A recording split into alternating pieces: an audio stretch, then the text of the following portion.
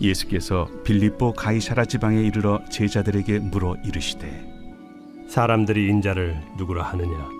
더러는 세례 요한, 더러는 엘리야, 어떤 이는 예레미야나 선지자 중에 하나라 하나이다. 너희는 나를 누구라 하느냐? 시몬 베드로가 대답하여 주는 그리스도시요 살아계신 하나님의 아들이시니이다. 바요나 시몬아, 네가 복이 있도다. 이를 내게 알게 한 이는 혈육이 아니요 하늘에 계신 내 아버지시니라. 또 내가 네게 이르노니 너는 베드로라. 내가 이 반석 위에 내 교회를 세우리니 음부의 권세가 이기지 못하리라. 내가 천국 열쇠를 네게 주리니 네가 땅에서 무엇이든지 매면 하늘에서도 매일 것이요 네가 땅에서 무엇이든지 풀면 하늘에서도 풀리리라. 이에 제자들에게 경고하사 자기가 그리스도인 것을 아무에게도 이르지 말라 하시니라. 오늘도 어제에 이어서 세청의 캠프가 진행되고 있습니다. 이 교회의 미래인 이 아이들이 본격적으로 예수님을 만나고 또 주님으로 고백하는 시간이 될 수 있도록 기도 부탁드립니다. 오늘 우리가 만날 본문은 어찌 보면 이 복음서의 핵심이라고도 할 수 있습니다. 복음서는 예수님의 삶을 통해 그분 자신이 어떤 분인지 우리에게 드러내 주시고 있으며 그런 예수님을 우리가 있는 그대로 받아들이기를 권면합니다. 그 중에서 오늘 읽은 본문은 예수님의 이 공생의 사역에 있어서 후반부를 진행하기 위해서 이 제자들을 따로 불러 모으는 장면에서부터 시작하고 있습니다. 좀 앞서서 이 어제의 내용을 살펴보면 16장 1절 이 바리새인과 사두개인들이 와서 예수님을 시험하자 예수님께서는 4절 그들을 떠나가시는 모습을 보여줍니다. 즉 장면상으로는 이 유대인들이 거주하고 있는 지역을 떠나서 갈릴리 호수 건너편으로 넘어가십니다. 그런 뒤에 오늘 본문에서는 예수님이 빌립보 가이사랴 지방에 이르렀습니다. 이 지방은 갈릴리에서 40km 정도 떨어진 곳이며 이방인들이 거주하고 있는 지역입니다. 또한 이곳은 세 분봉왕 중 하나인 헤롯 빌립이 자신을 분봉왕으로 세운 로마의 황제 아우구스투스를 위해 세운 도시이기도 합니다. 또 이곳은 판이라는 이방인 신전이 아주 크게 있는 곳이었습니다. 즉 이곳에 예수님께서 오신 이유는 제자들에게 이 이방의 한복판에서 자신의 정체성을 드러내 주시기 위해서 오신 것이며 또 자신들에게 큰 관심이 없는 즉 제자들을 가르치기에 조용한 곳에 오신 것입니다. 예수님께서는 이제 자신에게 남은 시간이 얼마 남지 않았음을 아시고 제자들과 함께 조용한 시간을 보내면서 이들을 더 가르치고 또 당부하고자 하셨습니다.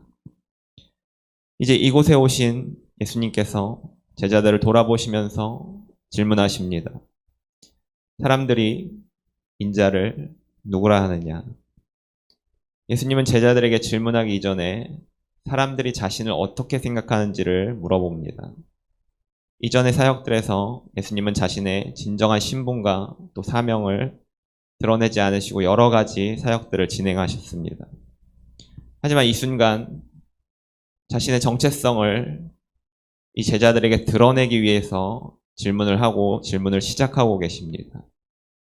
제자들은 대답하는데 침례 요한, 또 엘리야, 예레미야, 선지자로 말합니다.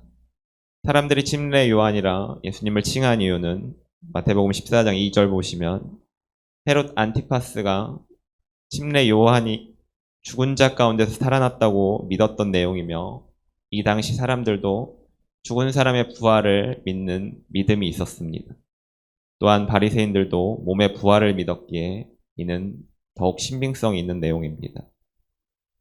또 다른 사람이 엘리야라 칭한 이유는 예수님에 대해 두 가지 의미를 부여하고 있는데 엘리야는 예언자들 중에서 가장 위대한 선지자로 불렸기 때문에 예수님께서 가장 위대한 선지자라는 말이며 더불어 예수께서 메시아의 이 선구자, 즉 앞선자라고 말하고 있습니다. 하지만 예수님께서는 이 마태복음 11장 14절에 침례 요한에 대해 얘기하면서 오리라 한 엘리야가 곧 이 사람이라고 말씀하고 계십니다. 이는 다른 말로 나는 메시아의 선구자가 아닌 바로 메시아 그 자체라고 말씀하고 계신 것입니다. 이제 사람들은 예수님을 또 예레미야라고도 말합니다. 예레미야는 이스라엘의 멸망을 바라보며 이 눈물을 흘렸던 눈물의 선지자입니다. 그리고 예레미야의 메시지는 무시되고 또 그는 배척당했습니다. 즉 예수님도 이와 같이 될 것을 암시하는 역할로서 마태는 예레미야를 가져오고 있는 것입니다. 이제 이 대답을 다 들으신 예수님은 다시 한번 질문합니다. 너희는 나를 누구라 하느냐? 예수님은 이처럼 사람들이 자신을 지칭하는 모든 인물들이 자신과 맞지 않음을, 사람들이 나를 잘못 생각하고 있음을 드러내십니다. 그러면서 제자들은 이제 나를 어떻게 생각하는지를 물으시면서 예루살렘에서 자신이 메시아로서의 이 십자가의 여정에 제자들의 마음가짐을 준비시키고자 이 질문을 던지셨습니다. 조금의 상상력을 발휘해보면 이 질문에 대한 답은 바로 나오기보다 한참 동안 침묵하면서 대답을 고민했겠다는 생각을 해봅니다. 즉 사람들이 일반적으로 떠드는 말이 아닌 예수님의 제자로서 또 예수님과 함께 생활했던 사람으로서 다른 대답을 하기를 원하시는 것을 제자들은 알았기에 제자들은 잠시 침묵했을 것입니다. 그 순간 시몬 베드로가 대답합니다. 주는 그리스도시요 살아계신 하나님의 아들이시니이다. 이 베드로는 이 제자 집단의 대표성을 나타냅니다. 또한 베드로는 리더로서 이 제자들 전체의 고백을 하고 있습니다. 이 순간 제자들이 진정으로 예수님의 사역에 대해서 완전히 이해하지는 못했다고 봅니다.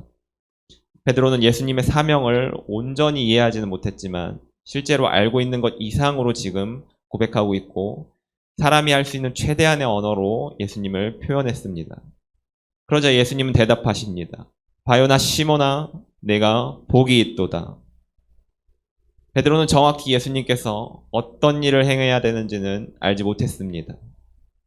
하지만 하늘에 계신 아버지, 즉 하나님의 은혜를 입어 숨겨진 비밀을 잠시 인지하게 되었기에 이와 같은 대답을 할 수 있었던 것입니다. 베드로가 완전하게 예수님의 사역을 이해하지 못함은 뒤이어서 21절부터 나오는 본문에서 예수님이 자신이 고난을 받고 십자가에 달려 죽고 그 다음 3일 만에 부활할 것을 말하자 베드로는 주여 그리마옵소서 이 일이 결코 죽게 미치지 아니하리리다. 이렇게 말하는 모습에서 확연하게 드러나고 있습니다. 지금 예수님을 따르는 제자들의 입장은 마태복음 18장에서 나오는 천국에서 누가 큰 자인지 물어보는 것에서도 알 수 있습니다. 즉 이들은 예수님의 능력을 힘입어 자신들이 높은 위치에 올라설 수 있을 것이라는 마음을 가지고 있었습니다. 즉 예수님께서 이 땅에 오심으로 제자된 그들이 천국에서 어떤 위치에 오를지에 대한 관심이었습니다. 그래서 예수님께서 자신이 죽게 될 것이라는 말을 하자 베드로는 예수를 붙들고 항변하여 즉 얼토당토 않은 소리는 하지 말라고 하고 있습니다. 그런 베드로를 예수님께서는 사탄아 물러가라 라고 꾸짖으시면서 하나님의 일을 생각지 않고 사람의 일을 생각한다고 하십니다. 그럼에도 이 베드로의 고백은 지금 시대를 살아가고 있는 우리에게 엄청난 의미가 있습니다. 바로 이 고백 위에 예수님께서 이 교회를 세워주신 것입니다. 이 교회라는 단어는 이 마태복음에서 3번 나오고 있는데 오늘 본문에서 1번 그리고 마태복음 18장 17절에서 2번 나옵니다. 즉 교회라는 것은 헬라어로 에클레시아, 즉 예수님을 그리스도요 살아계신 하나님의 아들로 받아들인 사람이 모여서 만든 공동체입니다. 공동체라는 것은 공동체에 모인 한 사람이 공동체에 모인 모든 사람이 한 배를 타 즉 죽고 사는 문제 운명을 같이 하고 있다는 말입니다. 또한 이 고백으로 세워진 교회를 사탄은 이길 수 없음을 확증해 주십니다. 또한 교회가 하는 일들을 사역이라 하며 흔히 교회에서 일하는 사람을 사역자라 지칭합니다. 그러나 교회에서 일하는 사람만을 지칭하는 것이 아닌 교회가 하는 모든 일에 동참하는 우리 모두는 사역자이며 그리스도의 종입니다. 이처럼 교회로 모인 우리는 교회로서의 역할을 잘 감당해야 합니다. 우리가 해야 될 교회의 역할에 대해서 나누고 오늘의 설교를 마무리하고자 합니다. 먼저는 예배입니다. 예배는 교회의 중심에 있습니다. 우리는 예배로서 하나님을 만나게 되며 세상에 살면서 세상에 눈을 돌린 우리의 시선을 다시금 하나님께로 초점을 맞추는 것입니다. 예배는 로마서 12장에서 나오듯이 몸을 하나님이 기뻐하시는 거룩한 산 제물로 드리는 것입니다. 즉 예배는 계속해서 나를 드리는 행위입니다. 또한 히브리서 11장 4절은 믿음으로 아벨은 가인보다 더 나은 제사를 하나님께 드림으로 의로운 자라 하시는 증거를 얻었으니라고 나옵니다. 즉 우리가 하나님을 믿음으로 하나님께 나를 드리는 것이 바로 이 예배입니다. 예배는 나의 중심에 있는 것을 드립니다. 내 중심에 무엇이 자리 잡고 있는지에 따라서 하나님은 예배를 받으시기도 그리고 예배를 거절하시기도 합니다. 교회의 중심에는 항상 예배가 있음을 기억하시는 우리가 되길 원합니다. 다음으로 전도입니다. 전도는 교회의 중요한 사역 가운데 하나입니다. 우리는 끊임없이 하나님 나라를 확장하기 위해서 힘써야 하는데 그것이 바로 전도입니다. 전도는 내 안에 있는 하나님의 은혜로 예수님의 희생으로 내가 영원한 삶을 얻게 된 기쁨이 넘쳐나서 나의 곁에 있는 사람들에게 전달하는 것입니다. 교회는 항상 밖으로의 확장성이 있어야 합니다. 가만히 정체되어 있으면 이 교회는 점점 생명력을 잃어버립니다.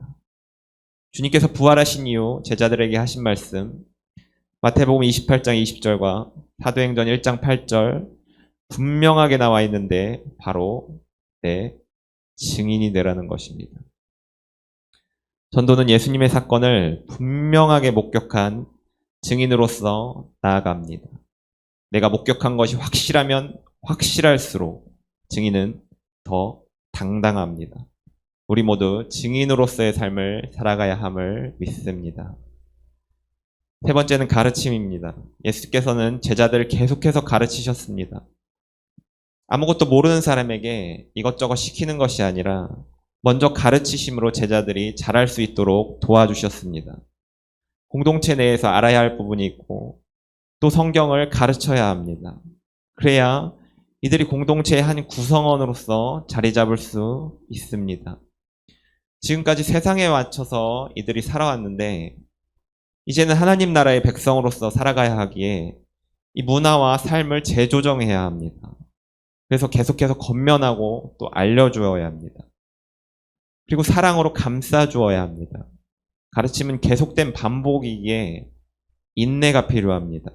내가 먼저 믿었다고 해서 무시하면 안 됩니다. 자녀를 키우듯이 실수에 관대해야 하며 잘할 수 있도록 계속해서 도와주어야 합니다. 그래야 한 영혼이 이 공동체 내에서 자리 잡을 수가 있습니다. 네 번째는 봉사입니다. 예수님께서는 사회적 약자들에게 가장 먼저 다가가셨습니다. 무리로부터 배척당하는 세리, 창기, 또 범죄자들과 같이 함께 식사를 하시며 교제하셨고 이 병든 자들을 치유하셨습니다. 교회는 세상에서 빛과 소금이 되어야 하기에 이 세상에 영향력을 미쳐야 합니다. 즉 대가 없는 희생의 마음으로 세상의 어두운 단면들을 살피며 그들을 향해 나아가야 합니다.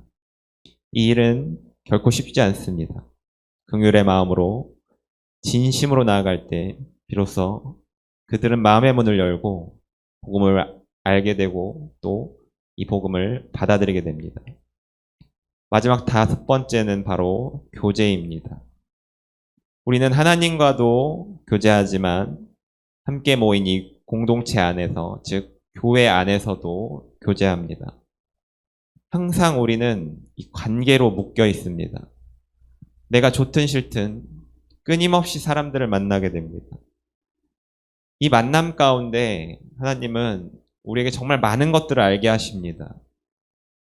우리가 교회로 만나게 된 것은 절대 우연이 없습니다.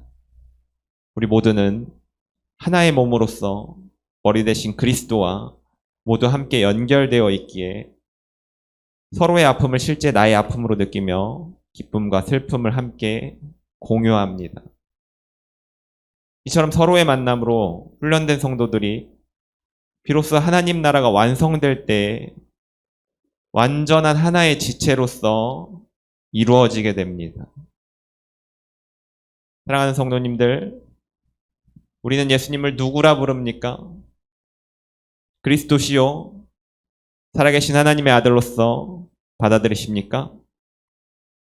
바로 그 고백 위에 이 교회가 세워진 것입니다. 우리가 교회로서 부름을 받았다면 이 교회의 역할을 잘 감당해야 합니다. 그러므로 주님 다시 오실 때 주님께서 우리를 잘했다 칭찬해 주시길 진심으로 축복합니다. 기도하겠습니다.